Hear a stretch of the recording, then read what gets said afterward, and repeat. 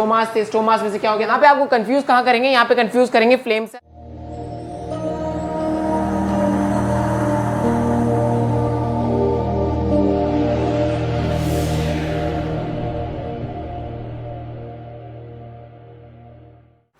The next topic of our discussion is excretion. Now what is excretion? If you see the definition, excretion is removal of toxic substances या फिर removal of metabolic waste. Now what are the metabolic waste, what are the toxic substances and also nitrogenous waste. What are nitrogenous waste? इन सब पे हम बात करेंगे one by one, ठीक है।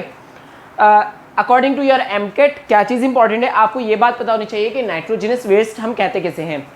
आपको पता होगा कि बॉडी में कुछ रिएक्शंस होते हैं, एनाबॉलिक रिएक्शंस, कैटाबॉलिक रिएक्शंस या मेटाबॉलिज्म्स होते हैं, ठीक है। लिवर में भी होते हैं और आपकी बॉडी में भी होते हैं। तो उसमें क्या होता है, आपके पास अमाइनो एसिड होता है, ठीक है, प्रोटीन्स होते हैं आपके पास, सही है। उन सब के रिएक्शंस के बाद, मेटाबॉलिज्म के बाद जो नाइट्रोजनस वेस्ट आता है आपके पास, वो आप एक्सक्रीट करते हैं थ्रू योर बॉडी, ठीक है। अब एनिमल्स में भी होता है, प्लांट्स में भी होते हैं रिएक्शंस, ठीक है। एंड सी वाटर प्लांट्स में, सी वाटर फिशेस में, हर किसी में होते हैं, ठीक है, एक्सक्रीशन। तो हर किसी का मेथड अलग है, हम एक एक पे बात करते रहेंगे साथ साथ। सो नाइट्रोजनस वेस्ट का रिमूवल या मेटाबॉलिक वेस्ट का रिमूवल कहलाता है एक्सक्रीशन, ठीक है, इतना समझ आ गया। अब प्लांट्स में क्या होता है और एनिमल्स में क्या होता है, सबसे पहले प्लांट्स की बात कर लेते हैं। प्लांट्स में एक्सक्रीशन किस किस चीज़ की होती है, carbon dioxide, water and oxygen, ठीक है। इसके अलावा नाइट्रोजनस वेस्ट जो होते हैं, जिसमें आपके पास नाइट्रोजनस वेस्ट में अमोनिया शामिल है, ठीक है, अमोनियम शामिल है, यूरिया, यूरिक एसिड, ये सब चीज़ें शामिल होती हैं।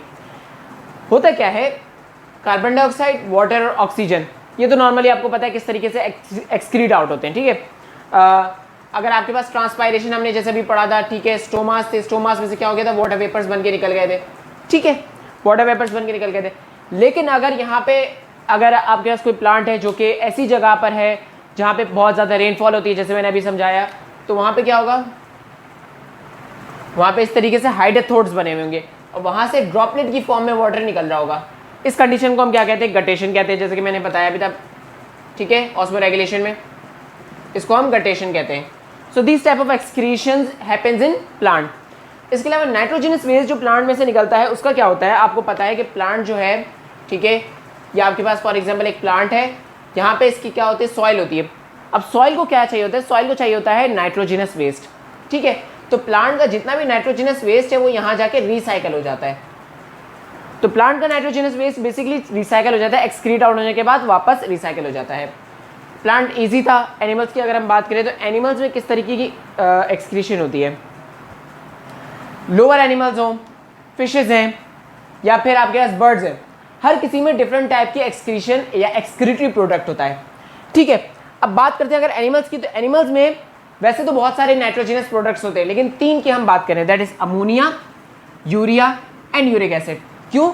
क्योंकि ये ज़्यादा टॉक्सिक है उनके बाकी सबके मुकाबले में। इसके अलावा क्रेटिनाइन भी है और आपके पास बहुत सारी चीज़ें होती हैं जो कि एक्सक्रीट आउट होती हैं, लेकिन इन 3 पे हम बात करें क्योंकि ये 3 बहुत ज़्यादा कॉमन है।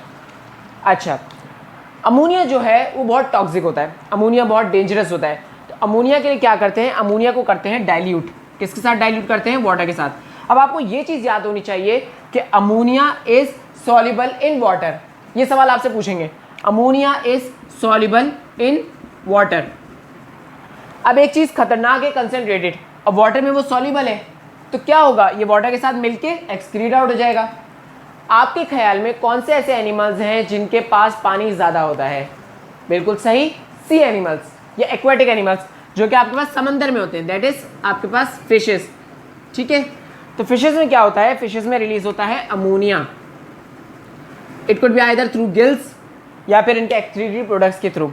इसके अलावा जो सॉफ्ट बॉडी इनवर्टिब्रेट्स होते हैं उनके अंदर भी आपके पास अमोनिया रिलीज होता है। वो क्या करते हैं, ज़्यादा से ज़्यादा वाटर के साथ इसको मिक्स करते हैं और इसको रिलीज करवा देते हैं फ्रॉम द बॉडी। इसके बाद बात करते हैं यूरिया की।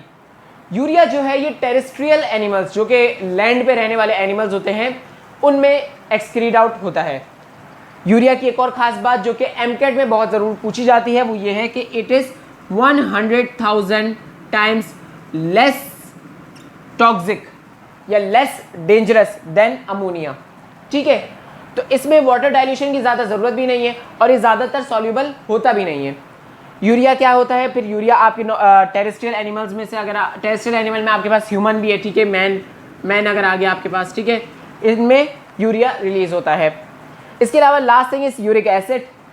अच्छा, यूरिया के लिए एक और चीज़, एक बात बताना मैं भूल गया, अगर हर किसी की बॉडी में अमोनिया तो बनता है, ठीक है, लेकिन अमोनिया जो है वो डायरेक्टली टेरेस्ट्रियल एनिमल्स रिलीज नहीं कर सकते क्योंकि आपके पास इतना पानी नहीं होता कि उसको डाइल्यूट करें। तो वो एक्यूमुलेट करने के बजाय क्या करते हैं, वो अमोनिया को यहाँ पर, अमोनिया को कार्बन डाइऑक्साइड के साथ मिला देते हैं।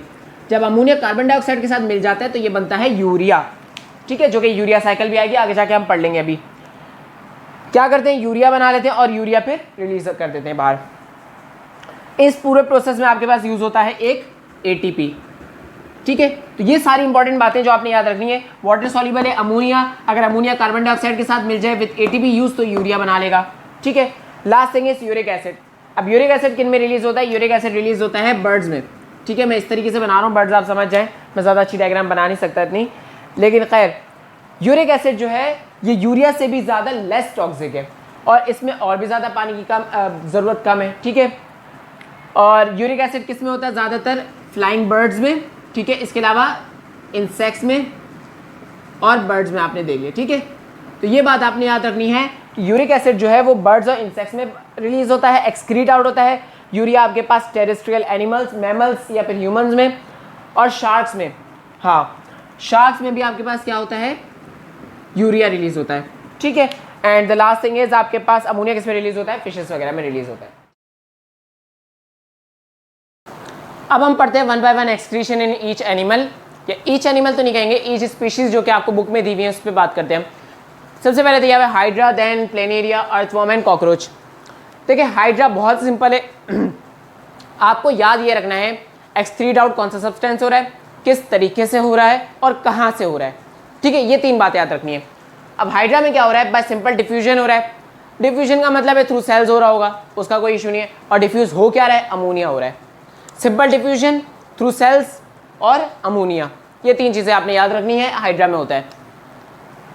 प्लेनेरिया क्या है, एक फ्लैट वॉर्म है, ठीक है। अब यहाँ पे आपको कंफ्यूज कहाँ करेंगे, यहाँ पे कंफ्यूज करेंगे फ्लेम सेल्स के साथ, जिनका दूसरा नाम है, फ्लेम सेल का दूसरा नाम क्या है, प्रोटोनेफ्रीडिया।